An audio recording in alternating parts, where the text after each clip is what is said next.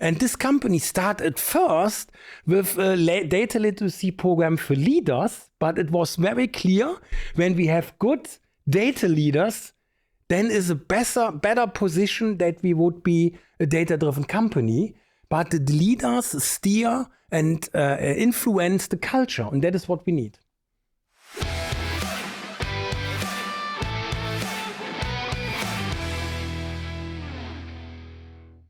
Hello, everyone. Welcome to the Data Innovation Podcast. It is a pleasure to be here, and thank you for joining us. In this podcast, you will find fresh insights, expert voices, and the newest trends in data and AI. My name is Anna. I am very pleased to be hosting this podcast today. And I have a special announcement. Then today is our first podcast in English. Since our community is growing, then we think this is a great complementation to our German podcast. And now you can belong to this community of the data innovation wherever you are. Today, we will be talking about a very interesting topic. And for this, we have here a special guest. This is the Marco Geuer. Marco, welcome to our podcast. Thank you very much, Anna. It's a pleasure for me that I'm here and for your invitation. And yes, it's also for me a premiere that we have a podcast in English. Great. You see, dear community, what we have brought to you today. And yes, we will be talking today about a very interesting topic, as I already mentioned. It is about data-driven culture. And we have the question here. We will be talking about the question, how data culture, or let's say how the culture doesn't eat data and AI strategy for breakfast. And this is the topic that Marco will be treating today as keynote speaker as well in our Data and AI meetup in Cologne. Then we are making this podcast here from our studio. So, Marco is for about his person. Marco is an associate partner at Blueford. Before he started at Blueford, he was head of data strategy and AI solutions at Fige, global head. And additional to his activity or his work at Blueford, he is as well a very popular person in the LinkedIn community. I have to mention this before. But I have here additional notes like speaker at conferences, his discussion partner at podcasts like today, and we are very pleased for this, his trainer, lecturer, and a member of the advisory board at Data GovCon, and blogger as well, the Data Economist. In total, he has more than 25 years of experience in data and AI excellence. As I said, thank you for being here and sharing your knowledge with us. Thank you very much. So let's start. We just jump into the questions. Marco, tell us, how important is the connection between a clear vision, strategy, and companies' culture when companies or organizations are introducing data initiatives? Yes.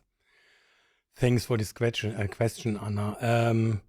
What we see in the most companies that what you say, culture eats the data strategy to breakfast, and this is a big problem in the companies. And that is what we see in the companies. We have a strategy and we have a culture, and how many impact have a strategy on the culture. And in the end, from the day, it is people business. And what we see is we need impact from the data strategy of the culture, but it makes sense that we steer the culture. No? We need the vision about what is our future, what we want to do. And when we speak about data, what can we do with data to our business, then often we see that the company targets different to that what we want to do in the business. And that is what we must harmonize. And we have a key feature how we influence culture, and that is leadership. And what we forget is that leadership influences the culture. And when leader not have data capabilities, know-how, and so on, then it's clear that not a company can go the way of data-driven. But the leaders have mostly the vision, what we must do, design the organization, help the people, the employees, what we can do tomorrow and what we can do better with the data. And when I have not the know-how from data, then I have no idea what can I do with this.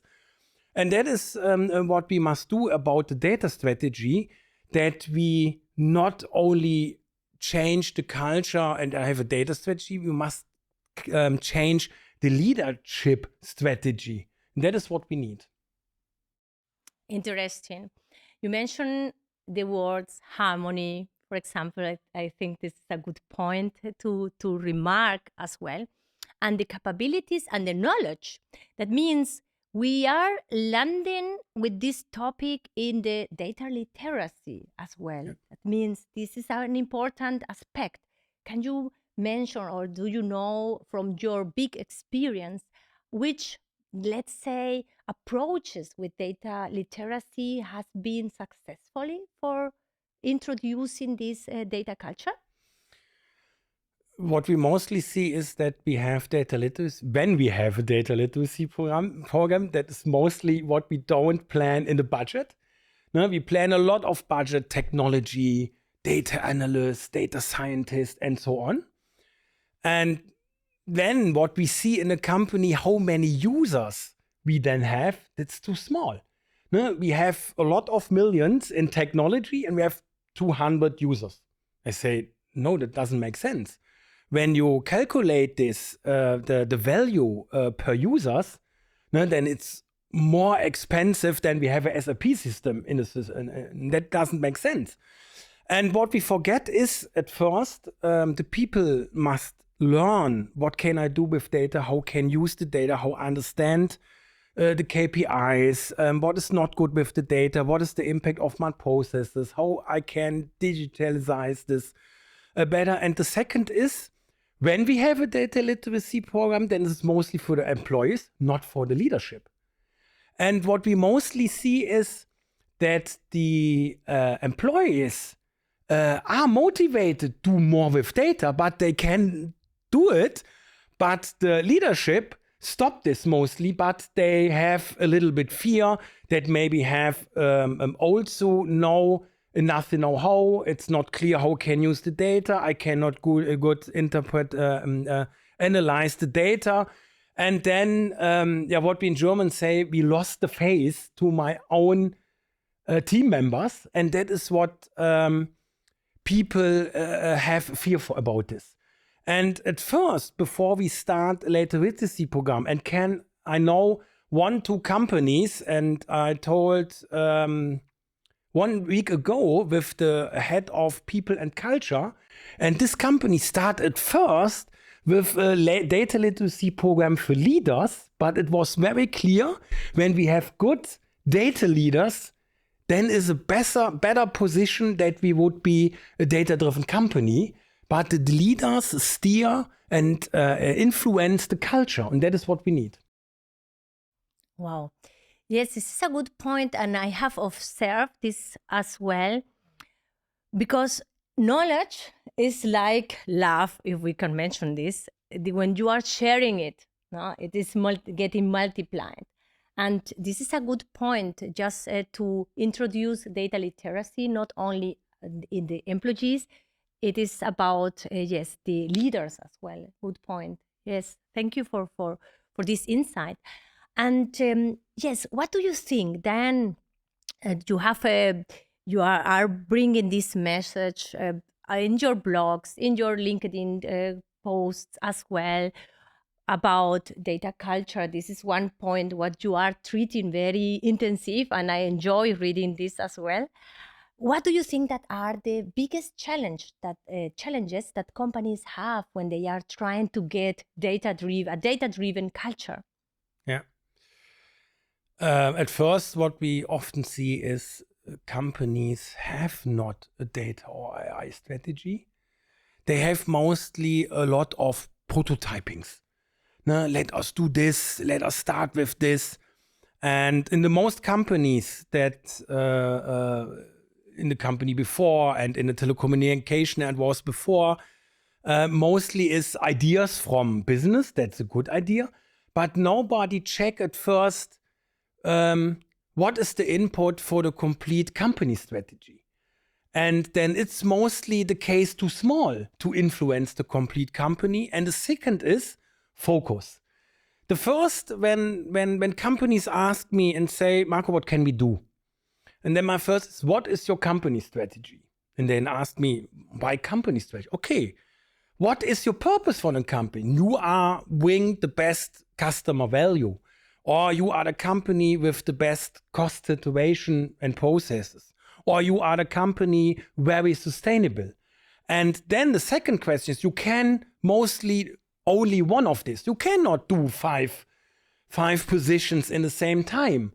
And the next question is then, okay, what can we do with data that we bring more success in this company target?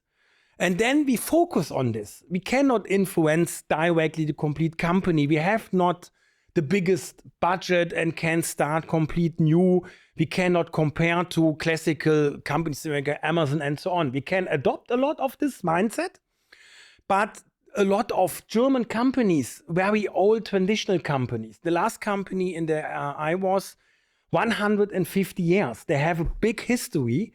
We cannot say we start on the greenfield complete new. That's not possible. We have a lot of stress with very different IT infrastructure is not ready for digitalization.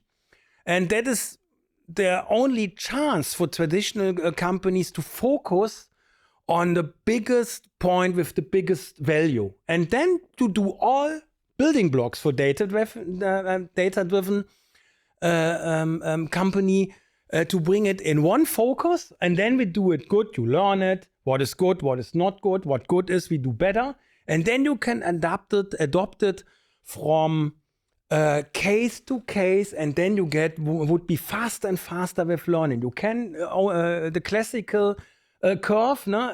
Learning is in the beginning very flat, and then when you learn faster and faster and more people learn and you would better, then you see the curve go very high, and you can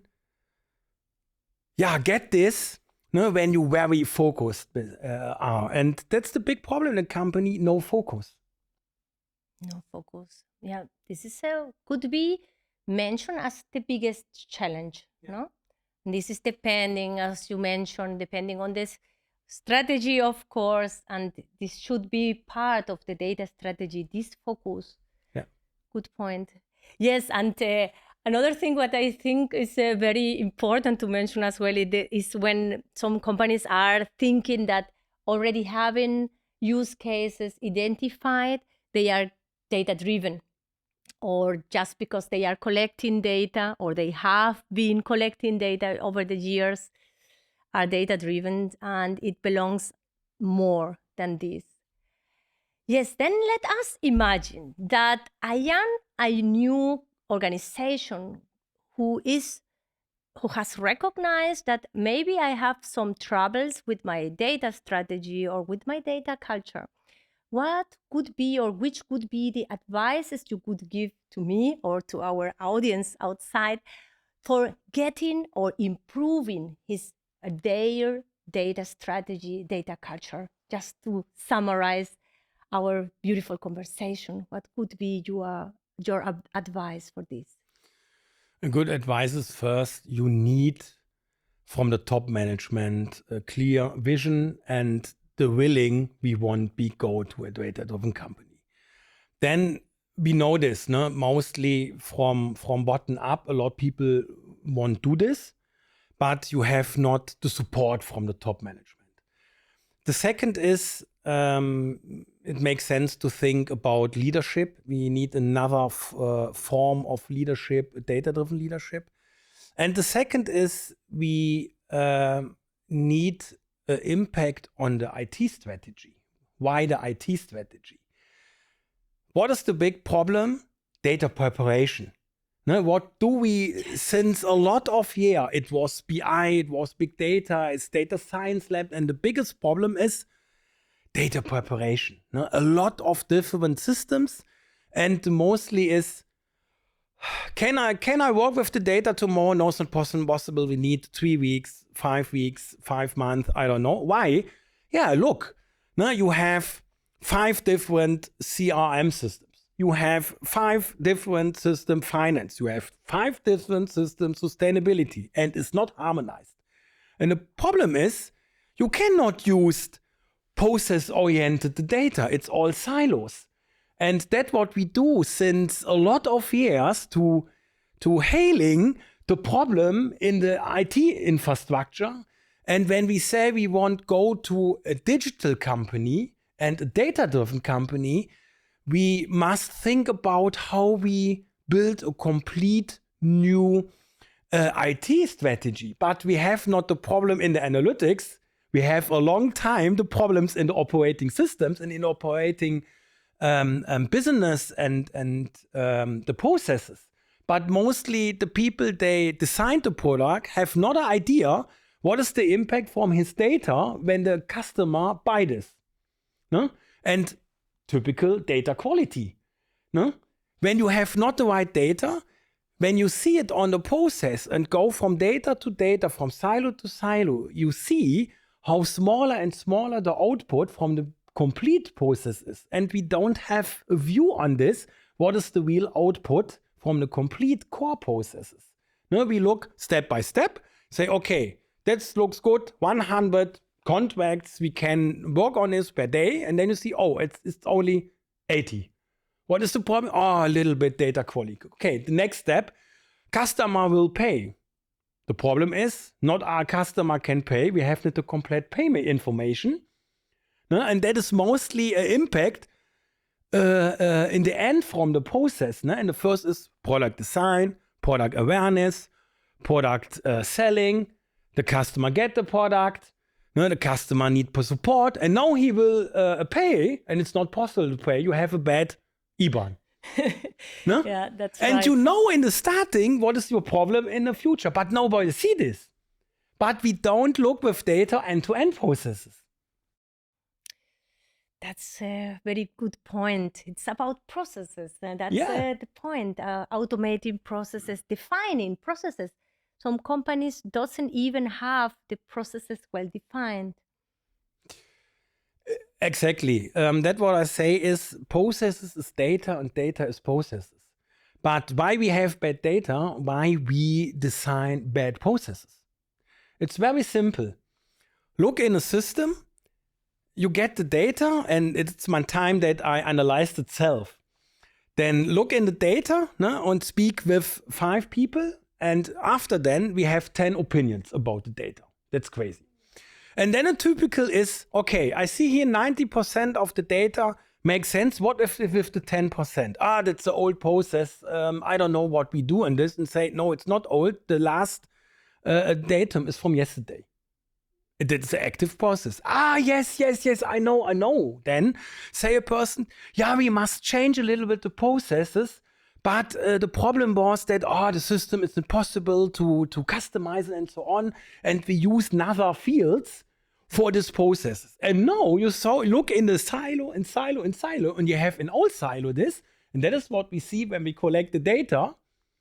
We have a bigger potential from bad data. And in the end from the day, then maybe we can use not 90% of the data. When we collect, it's maybe 60% of the data. And then the most people say, oh, that's a problem. I cannot make decision on this data. And then I say, it's not my problem, it's your problem, but it's your data. And what the most people don't understand, and that is what we must think about, is who is accountable for the data. And it's crazy. We have process owner, but we have not data owners. And when we say process and data is the same and is, I don't know what's in English, symbiose, then it's clear how we bring the accountability back in the business to the process owner. But when he designed the process, he designed the data. And that is a new view, I think, and it's a historical problem. Historical problem is how more we concentrate and centralize IT, the business have the opinion that also the accountability from data go to the IT. And that is a mistake. And now we have the problem to explain, no, never is the accountability from data go to the IT. It was every time a business accountability. And when it's okay, one set more maybe, why I speak more about accountability and not owner and responsibility. That is, I like it in English. In Germany, we say Verantwortung. In English, we have responsibility and accountability. Accountability have leader, and responsible may be a data analyst, a data steward, or whatever. But you need it in the business. And I use the example from the logistics. When we order a product in e-commerce, then we have the expectation that we get the right product. When it's ringing on the door and we get the package, what is the first what we do? We look in the package, I get the right product, is it complete, and so on. By data, we don't do it. That's right. No? By data, we get the data, we work with this, and 3 weeks later, we have a lot of efforts in this, people, money, time, then, oh, the data are bad. Why don't check this when you get the data at first?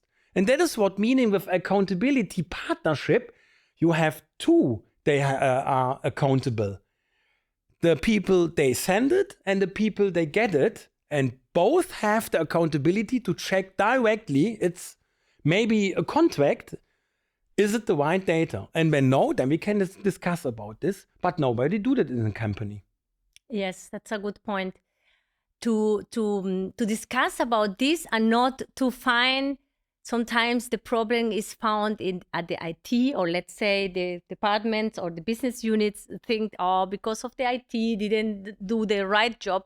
But it is about accountability, as you mentioned, responsibility, and this feeling of belong, whose belong this data. It belongs the company, the organization, and not it belongs the IT or it belongs the business units. Yeah. Very, very good point. Wow. Marco, I am really, really excited. It was my first podcast as well. And who better to do this than Marco?